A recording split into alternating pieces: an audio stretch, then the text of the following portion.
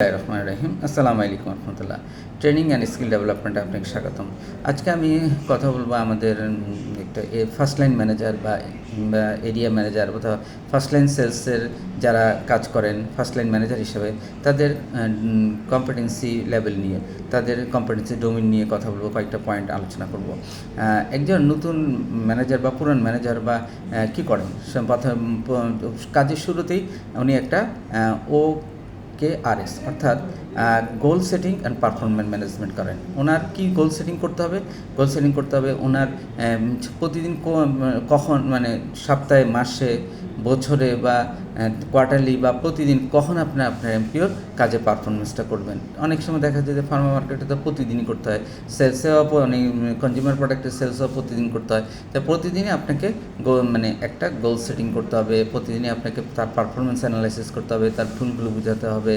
কখনো কখনো এটা সপ্তাহে করা যায়, কখনো পাক্ষিক করা যায়, কখনো মান্থলি করা যায়। মান্থলি করলে একটু দেরি হয়ে যায়, তখন শুধরানোর উপর থাকে না। সেলস কম হলে তখন আলটিমেটলি ফার্স্ট লাইন ম্যানেজারের ঘাড়েই দোষগুলো আসে। তো আরেকটা হলো কর্মীদের ক্যারিয়ার পথ তৈরি করে দিতে হবে। কর্মীদের ক্যারিয়ার পথকে, কর্মীদের ক্যারিয়ার মানে এই প্রফেশন আসে তার কী উপকার হবে, এটা দিয়ে উনি কী করতে পারবেন এবং কোথায় যেতে পারবেন, কত বড় হতে পারবেন, এবং ভালো কর্মীদের মেন্টরিং করতে হবে এবং তাদেরকে লিডারশিপ দিতে হবে, তাদের তাদের তাদের ক্যাপাবিলিটিগুলোকে বের করে আনতে হবে, তাদের যোগ্যতাটাকে ফ্লোরিশ করতে হবে। তখন আলটিমেটলি তারা আপনাকে সাপোর্ট দিতে থাকবে। এবং যখন একটা কর্মী ক্যারিয়ারের পথ বুঝে দেয়, একটা এমপিও বা একজন সেলসম্যান, তখন আলটিমেটলি উনিও আপনার সাথে অ্যাটাচমেন্ট থাকেন এবং ভালো মতো থাকেন। তারপরে টিমের নতুন কোনো কর্মী আসলে অনেক সময় দেখা যায় যে একজন ম্যানেজারকে তখন ওই টিমের ওই কর্মীর সাথে একদম খুব ওতপ্রোতভাবে জড়িয়ে থাকতে হয়, মানে টিম গঠন করতে হয়। এই জন্যই টিমটা ওনাকে গঠন করতে হবে খুব আদর্শিকভাবে, এবং ওকে একটা কী বলবো, একটা সুপারভাইজারশিপ বা ওকে একটা প্যারেন্টিংশিপের মতোই ওকে আটকে রাখতে হবে একজন ম্যানেজারকে। কেন আমি প্যারেন্টিংশিপের কথা বললাম? কারণ টিমের প্রথম যদি সে এনভায়রনমেন্ট না পায়, যদি গুছানো এনভায়রনমেন্ট সে যদি তার ভালো না লাগে, সে একসময় চাকরি ছেড়ে দেবে। কারণ সে নতুন আসছে আরেকটা এনভায়রনমেন্টে। সেলসের এনভায়রনমেন্ট কিন্তু কোনো পজিটিভ থাকে না। কারণ সেলস মানুষকে টাকা মানুষ দিতে চায় না, মানুষ কিনতে চায় না, কিন্তু মানুষকে মোটিভেশন করে, মানুষকে সেল করে তখন যে সে টাকা, তখন তাকে একটু হার্ডেল করতে হয়। এই জন্য কী করবেন, নতুন কর্মীর দায়িত্ব নিতে হবে এবং কখনো 3 দিন, 7 দিন, 10 দিন, কখনো মাস পর্যন্ত এই কর্মীকে একদিন স্কিল আদর্শ কর্মী করে তাকে দক্ষ করে নিতে হবে। আচ্ছা, যে কোনো বিষয়ে খোলামেলা আলোচনা করতে হবে। একটা বিষয় আপনার হয়তো কমপ্লেক্সিটি আছে, এটা খোলামেলা কথা বলতে হবে এবং সুন্দর পরিবেশ তৈরি করতে হবে। এনভায়রনমেন্টটা যাতে নেগেটিভ না হয়, এনভায়রনমেন্টটা যাতে কমপ্লেক্সিটি না হয়, পরস্পরের বিদ্বেষমূলক না হয়, পিছনে যেন কথা না আসে, সেজন্য একজন খোলামেলা আলোচনা করতে হবে। এবং কঠিন সিদ্ধান্তগুলো, যে কোনো সিদ্ধান্ত তাকে সুন্দর করে বুঝিয়ে দিতে হবে। কোম্পানির অনেক সিদ্ধান্ত আছে যেটা অবশ্যই পালনীয়, অবশ্যই করণীয়, সেলস পলিসি, তারপরে HR পলিসি, এগুলি অবশ্যই তাকে সিস্টেম, কোম্পানির প্রসিডিওর, তারপর ইথিক্যাল বিষয়, মোরালিটি বিষয়, এগুলি অবশ্যই সুন্দর করে বোঝাতে হবে। এবং এগুলি যে ডিজবে করলে যে এই ধরনের হতে পারে, এটা তাকে আগেই বলে দিতে হবে যাতে সে ওই পথেই না বাড়ায়। তারপরে পুরো প্রজেক্টের দায়িত্ব কর্মীদের দিয়ে দেন না, তাদের স্বাধীনতা উৎসাহ।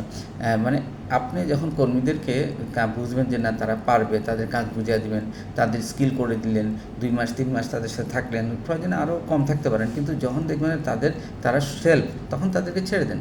তাদেরকে বলেন যে এবার আপনারা কাজ করেন, কিন্তু তাদেরকে অবজারভেন্টে রাখতে হবে, মেন্টরিংয়ে রাখতে হবে, লিডারশিপে রাখতে হবে।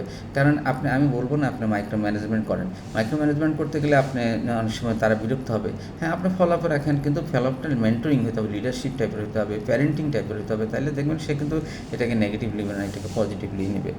আচ্ছা, আপনার একটা ছেলের জন্য অনেক ধরনের রিসোর্স করা যেতে পারে। একজন ফার্স্ট লাইন ম্যানেজারের কাজ হলো ওই রিসোর্সগুলো ওই কর্মীকে পৌঁছে দেওয়া, তোর হাতে নিয়ে, এবং ওই রিসোর্সগুলো কীভাবে, কোথায়, কখন, কোনটা ইউজ করবে সেটাও কিন্তু তাকে শেখাতে হবে।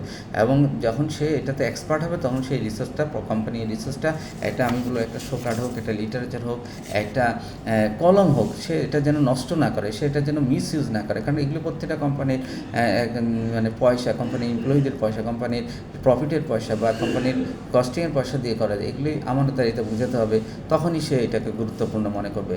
আর যদি মনে করেন যে না এটা, তখন সে শো কার্ডগুলো, লিটারেচারগুলো, গিফটগুলো নষ্ট করবে বা এগুলি মিস ইউজ হবে। তাই অবশ্যই তাই জন্য তাদেরকে কাজের নিতে হলে তাদের টিমের প্রয়োজনীয় রিসোর্স জোগাড় করে তাদের রিসোর্সের ইউটিলাইজেশনটা বোঝাতে হবে।